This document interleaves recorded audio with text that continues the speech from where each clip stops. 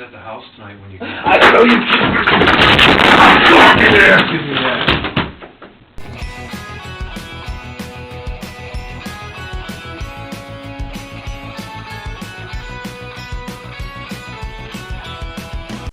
Hi guys, welcome back. Thank you so much for being here. It's so greatly appreciated. It truly is. Before we get started, let me give you my usual disclaimer that this video is for educational purposes only. Please do not take what I say as fact. Please always do your own research and come to your own conclusions. Next. If you have not liked, subscribed, or commented yet, please consider doing so. It really helps me out and I really appreciate it. Okay, so we are True Crime at Christmas Time, Day 10. Let me give you guys a major trigger warning before we start that this video does speak about DV quite a bit. So please keep that in mind before deciding to move forward. And if you think it's too much for you, please, by all means, click off, come back to a different video. If you're still here, let's get started, okay? 42-year-old hospice nurse Patricia Canavan Burns was described by her children as spunky, funny, outgoing, and loved to dance. In 1997, she met and married a man named Cliff Burns. She was working at the Dunkin' Donuts drive-thru at the time, and Cliff would come see her every single day until one day he got up the nerve and decided to ask her for her phone number. At the time, she was already the mother to Nicholas, Megan, and Crystalline. The couple would go on to have 2 more children together, Harley and Autumn. The beginning of their relationship was great, as it usually is. Cliff was a business owner, a keen fisherman, and he got along great with her children. They would take trips together into the city, and Cliff would take them for rides on his custom motorcycle. But after the wedding, things quickly changed. Growing up, Cliff watched his father beat up his mom, and when he was just a teenager, his mother in the arm. Thankfully, she ended up surviving. His father would end up unaliving himself after kidnapping his mother and having a shootout with police.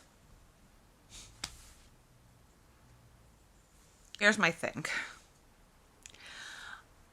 I get that he grew up with that. So, I don't know. This is a tough one. I get that Clifford grew up with it. He was exposed to it. So, I'm positive that probably affected him. But I also think that he had the decision to either follow in his father's footsteps or not. And he decided to take these traits with him rather than to learn from them and overcome them. That's just what it is. At the end of the day, that's what it is. Do I think that his childhood really affected his adulthood? 100% I do. Yes, I do. But I also think that he had a choice to make. He made the wrong one. After Clifford and Patricia wed, the verbal and physical abuse began. It is said that Patricia never reported a lot of it because she was a fixer and she believed that she could change him. I don't know that I've ever truly seen that happen, but I don't know that I haven't. Either way, it's a huge gamble to take, and it could have dire consequences. So, please heed my warning to think 3, 4, 5, 10, 20, 50 times before you decide to be a fixer. Please. Patricia would remain on this roller coaster ride for many years, right up until December 27th, 2010. The evening of December 26, 2010, Patricia's daughter Crystalline went to bed a happy, healthy 15-year-old. The next morning, December 27th, she was dead. Yeah. Patricia went to work. Clifford said he went to check on her and she was dead. They did 2 autopsies on Crystalline, but her death still remains a mystery to this day. She had no alcohol in her system, she had no drugs in her system, and there were no signs of foul play. At the time of her death, Crystalline was a sophomore at Hadley Luzerne High School. She was a member of chorus, along with playing on the school's softball and volleyball team. She loved playing the guitar, listening to music, spending time with her friends, and volunteering in the community. She was described as having a boundless sense of humor, an irresistible laughter, and a beautiful smile. After her daughter's death, Patricia realized how precious life was and how quickly it can be ripped away from you. So after some soul searching, she decided that it was time to leave Cliff and focus on herself, her children, and her happiness. It should come as no surprise that Cliff did not take this news well at all. Basically like, so what if I beat the piss out of you? That doesn't give you the right to leave me. Pretty much. Actually, Cliff, that gives her every right and more to leave you. Patricia and her children found an apartment above a hardware store. Her daughter Harley had originally decided to stay with her dad, not because she didn't want to be with her mom, because she didn't want to change schools, she didn't want to make new friends, and I don't blame her. In that respect, I don't. Who could blame her, right? Plus, her father has always been good to all the children. And in the beginning, everything was perfectly fine. But not long after, he would begin taking his rage and anger out on Harley. Especially when the topic of Patricia would come up.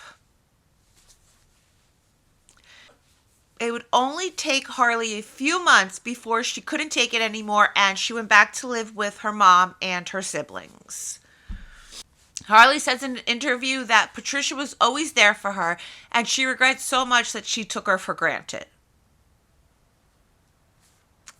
I mean, I think all children take their parents for granted, right? I don't think she should beat herself up too much about that one, to be honest. I've done it too. I was just more fortunate that I was able to apologize. So,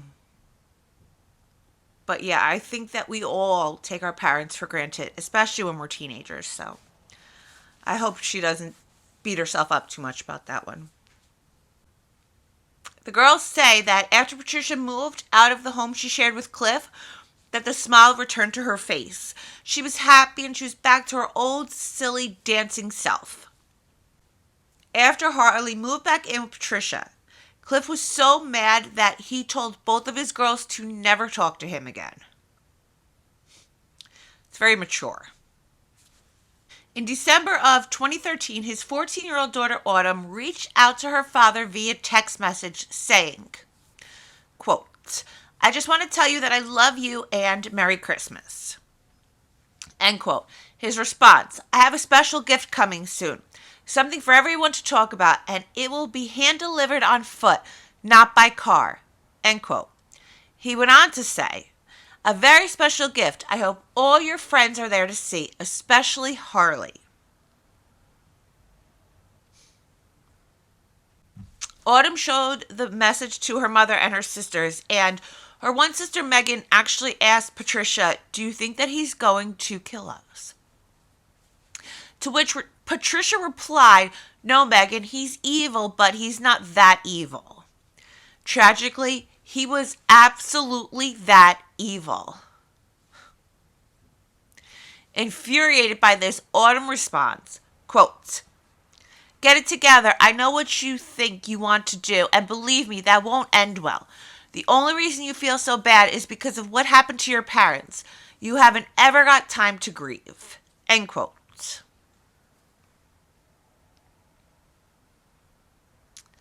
December 24th, 2013.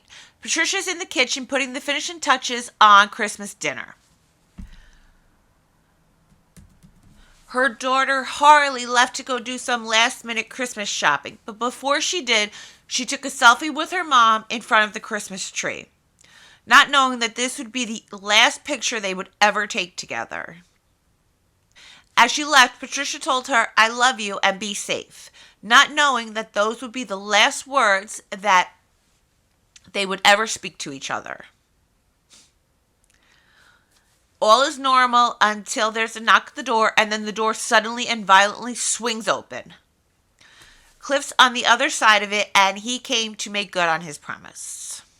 He's dressed in full camouflage up to his eyes, and he has his sights set on Patricia. He barrels in, pushes Patricia up against the wall in the kitchen.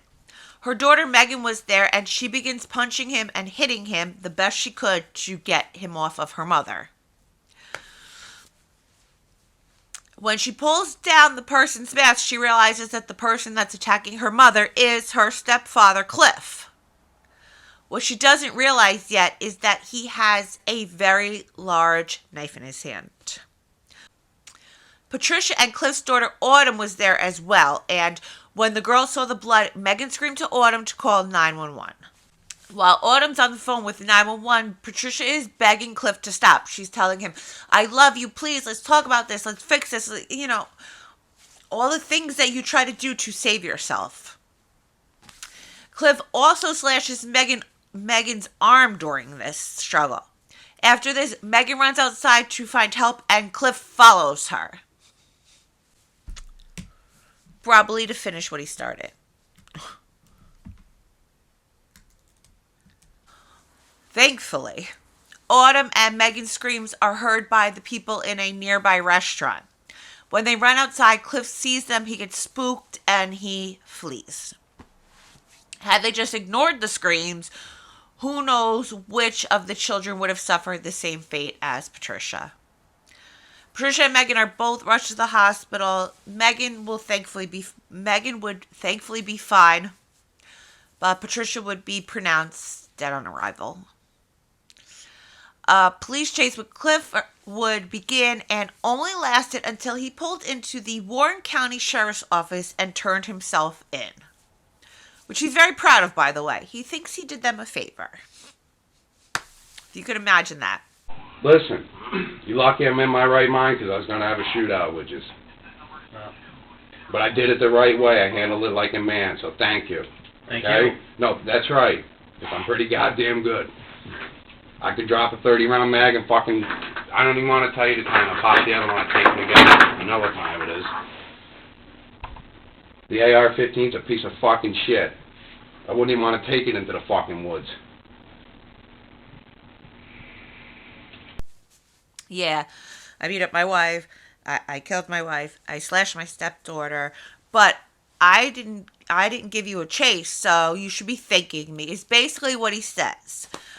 He claims that he gave them a gift because he could have run into the woods and started a shootout. Wow.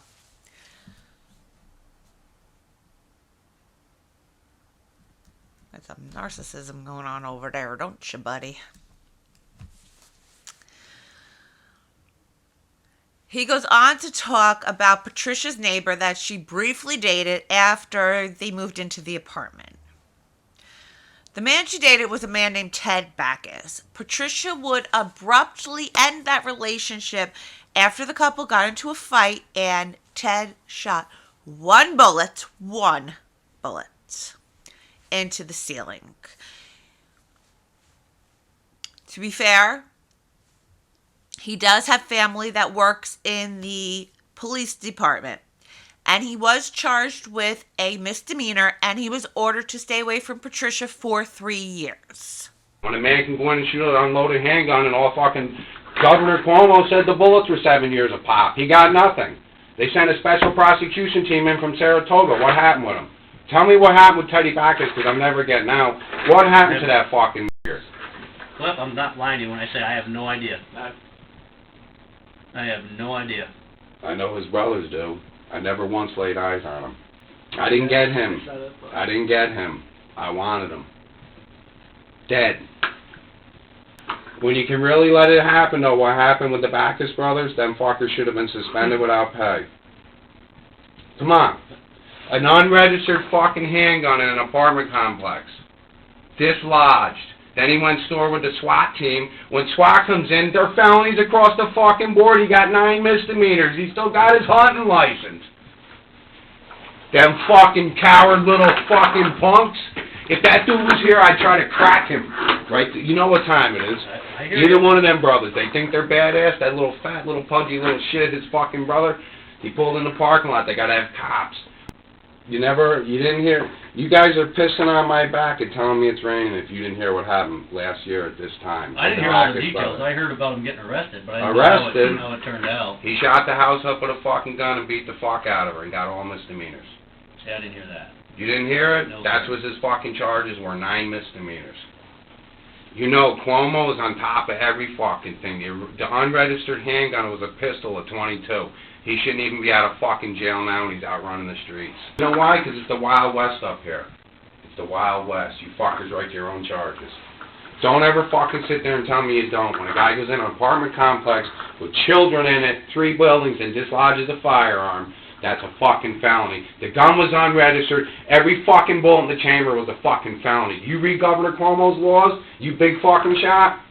You don't read them. You don't even know what the fuck. You want me to question you down about his laws right now? Because I'd spin your fucking head. You don't know him. He should have had all felonies across the board. Backus shouldn't even be out today. But they want him to have his hunting license. Well, ain't that fucking something, ain't it, motherfucker? You fucking coward little punks. Could they have gone hand in hand? 100%. But even if he didn't have brothers in the police department, I don't know that he would have even come close to the charges that Cliff will face. Their crimes are completely different spectrums. It's like, Ted's over here, Cliff's over here, and Cliff cannot get that through his pea brain. Cliff is pissed that he not only got a misdemeanor claiming that there were bullet holes everywhere. There were not. It was one and it was in the ceiling. Is it right? Absolutely not. Not even a little bit. But there were not bullet holes everywhere. That could not be further from the truth. And even if it was the truth, in no way, shape, or form does that give him the green light to stab Patricia to death and attempt to do the same to her daughter. That defies logic on every single level. Period. Let's not forget to mention that poor innocent Cliff has quite the rap sheet. In 1994, he was arrested for burglary and was released 2 years later in December of 1996. In 2003, he was arrested for punching Patricia in the face. He was arrested in 2009 for another order of protection. He's also been arrested for threatening a school bus driver. Meanwhile, as I'm watching his police interrogation, he keeps telling them about how badly he wants to see his children and how it's Christmas and how he hasn't seen them in 3 Christmases and blah, blah, blah. And while I sympathize immensely with him, if that is the truth, I can't help but wonder how he thought killing their mother would bring them closer together. I fucking can't take it no more. I just want to see my kids. That's all I'm asking for. Who was at the house tonight when you got I don't know you. Give me that. What can you tell me? Get out! Give me the fucking charge and bring me to prison, alright? Check on that, okay? Please sit down. I'm going to check on it for you, okay? Just trying to find out what happened tonight. That's all I'm asking of you right now. What do you think, I'm fucking stupid? I'm signing nothing. Give me my fucking charge, whatever you want to give me. I told you. You ask me again, I'm gonna fucking rip your fucking head off. Get out. You keep asking me, what do you want me to fucking tell you? I just told you I snapped. I don't see my kids. Alright? You know what the fuck happened. I understand very well that you're upset. Did you do this to Teddy Backus? It's the holidays, you have every What'd you right do to Teddy back? Is powder his balls and send him home without even a fucking bail? You cocksucker. You know what I'm talking about, don't you?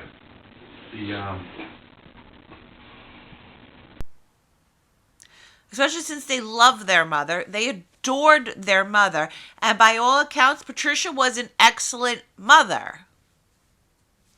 On top of this, remember I told you before that he told his daughter Harley to never talk to him again when she moved back in with Patricia. And then Autumn sent him a Merry Christmas, and he sends her that creepy text message about having a surprise for them. And the surprise ends up being that he kills her mother. I'm going to go out on a limb here and say you're probably not going to see them for any more Christmases. Christmas is probably done. That's it, no more.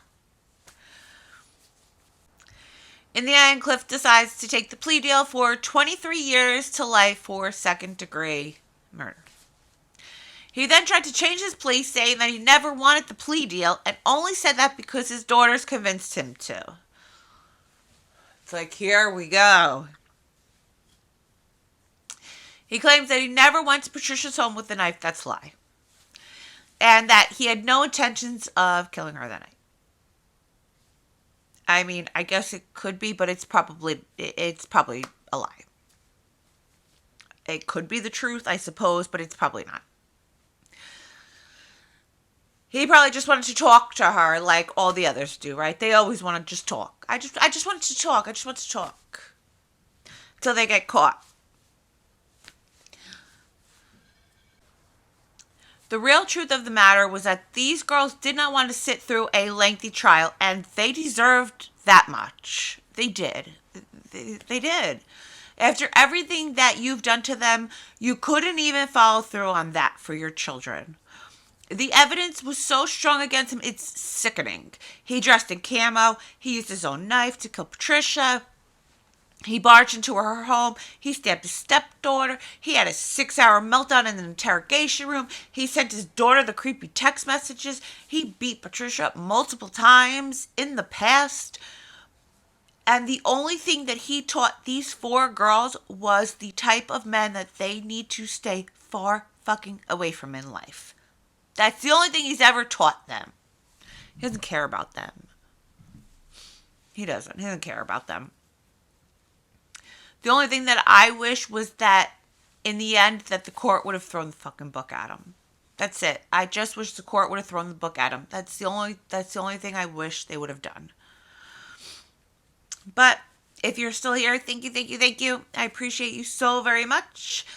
Please leave me a like and a comment. Please consider subscribing if you haven't yet. And until next time, stay safe out there.